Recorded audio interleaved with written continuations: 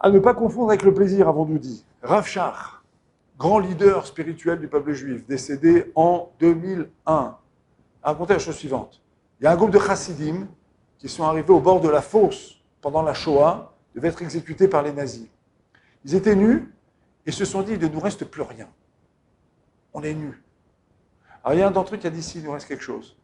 Il nous reste la Torah qu'on a étudiée. Aujourd'hui, c'est Simchat Torah, c'est la fête de Simchat Torah, la fête qui couronne donc le cycle des fêtes du début de l'année. Et on a Hachem, on a Dieu qui est là. Alors on va danser pour la Torah et pour Hachem.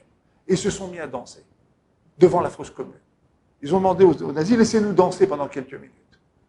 Les officiers nazis qui ont témoigné au sujet de cette histoire après Shoah ont dit que ces hommes-là, ce n'est pas des hommes, c'était des anges.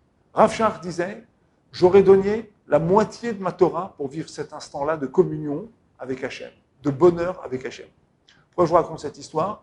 Pour vous dire que parfois, il faut bousculer complètement nos intuitions. On a des intuitions, on a des choses comme ça qu'on accepte comme, en quelque sorte, des définitions premières.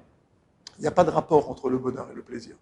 Le bonheur, c'est ce que quelqu'un ressent parce qu'il a appris à construire un rapport profond, riche, un rapport fécond, enrichissant avec un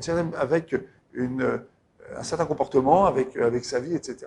Le bonheur, c'est l'expression de la richesse et de l'investissement qu'on a dans une manière de se conduire, dans une manière de faire, dans un art de vivre. C'est ça le bonheur. Et ça ne passe pas forcément par le fait qu'on va éprouver du plaisir. On va peut-être avoir mal avant de le bonheur. On va peut-être se donner parfois beaucoup de mal, beaucoup de peine. À la fin, on va éprouver quelque chose qui est un plaisir. Mais ce plaisir, il est de l'ordre du spirituel. Et comme le disait Rav Wolbe, en matière de spirituel, il n'y a rien qui vient tout seul.